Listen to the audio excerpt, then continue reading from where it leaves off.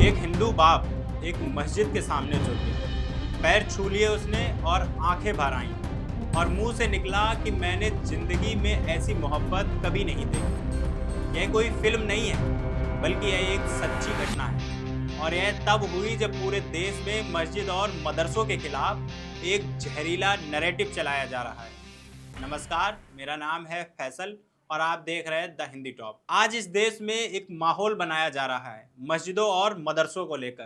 कहा जाता है कि वहाँ नफरत सिखाई जाती है, वो देश के दुश्मन हैं और इसी नैरेटिव की आड़ में कहीं बुलडोजर चलता है तो कहीं ताले लगते हैं, कहीं सर्वे होता है।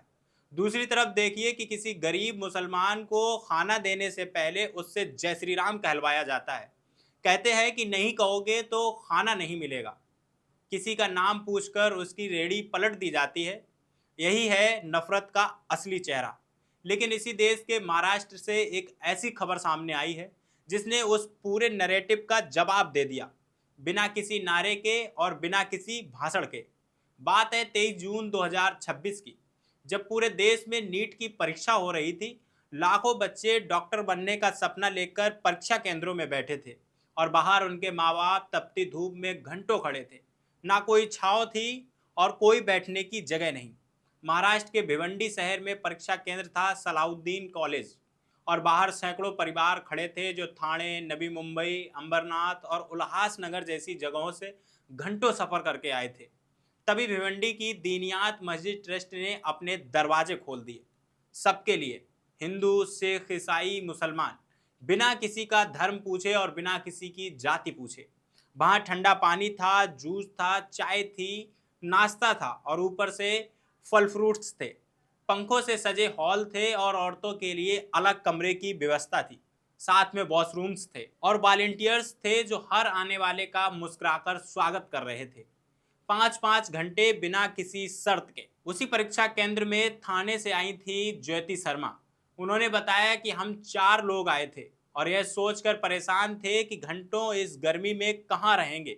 लेकिन जिस गर्मजोशी से मस्जिद के वॉलेंटियर्स ने स्वागत किया, पानी दिया, खाना दिया, आराम करने की जगह दी, सारी चिंता दूर हो गई। ज्योति ने बताया कि पिछली बार उनकी बेटी का परीक्षा केंद्र नवी मुंबई में था, जहां बैठने की जगह तक नहीं थी।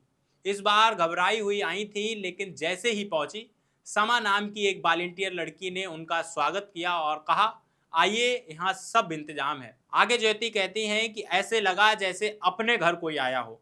यह एहसान हम और हमारी बेटी कभी नहीं भूलेंगे। मेरा नाम ज्योति शर्मा है और थाने से मैं आई हूँ। पिछली बार जो नीट की परीक्षा हुई थी वो वाशी सेंटर आया था, तो उस समय का अनुभव, असल में हस्बैंड गए थे लेकिन उन्होंने सिर्फ वहाँ पर बच्ची को ड्रॉप किया था और फिर आ गए थे क्योंकि वहाँ कोई ऐसी व्यवस्था नहीं देखने को मिली। लेकिन जब हम लोग आज चारों यहाँ पर आए, और वो भी चारों आना इस तरह से हुआ कि बारिश हो गई तो अकेले उसको 2 लोग कहाँ आएंगे, तो हम चारों सब साथ में आए और फिर यहाँ पर खड़े रास्ता देख रहे थे कि कैसे वहाँ पर वो अंदर जाएगी, क्या होगा आगे। लेकिन वो जो चिंता थी कि हम लोग ये यहाँ पर कैसे सरवाइव करेंगे, वो यहाँ पर आते ही यहाँ पर एक वॉलेंटियर हम लोगों को मिली जिसका शमा नाम है। इतनी अच्छी वो बच्ची थी, उसने हम लोगों से पूछा कि आप यहाँ पर स्टे करना चाहोगे कि यहाँ पर व्यवस्था की गई है।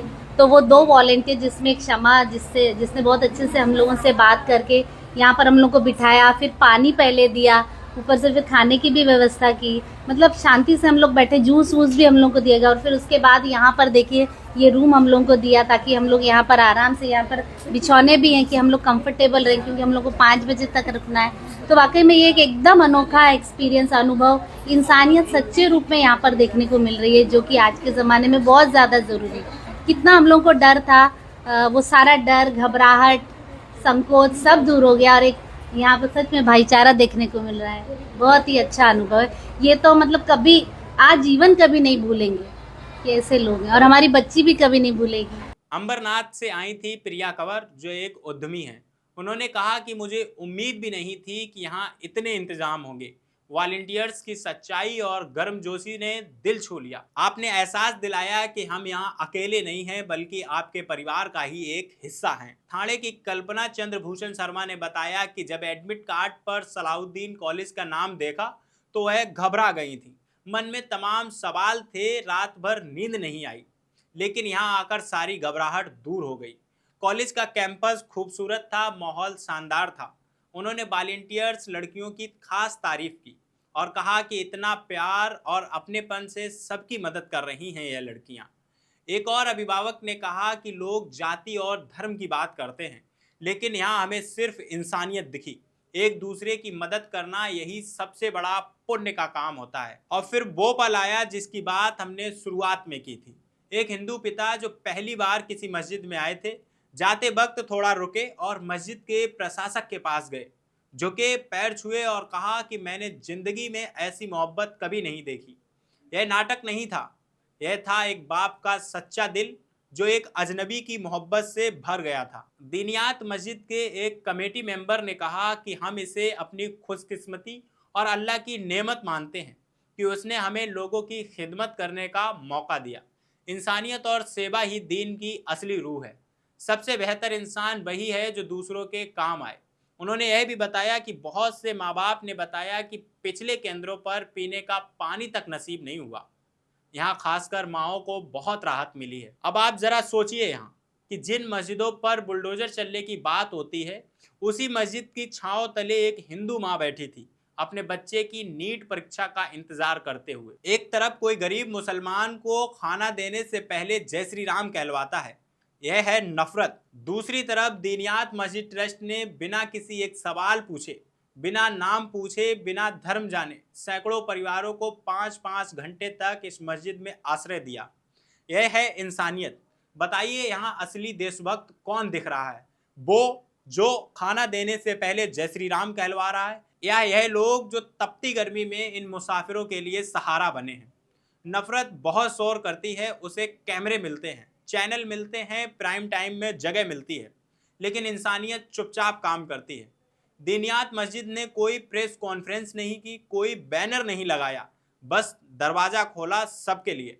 यही है गंगा जमुनी तहजीब और यही है हमारा असली हिंदुस्तान, जहाँ एक हिंदू पिता की आंखें किसी मस्जिद के सामने भर आती हैं, नफरत से नहीं बल्कि मोहब्बत से।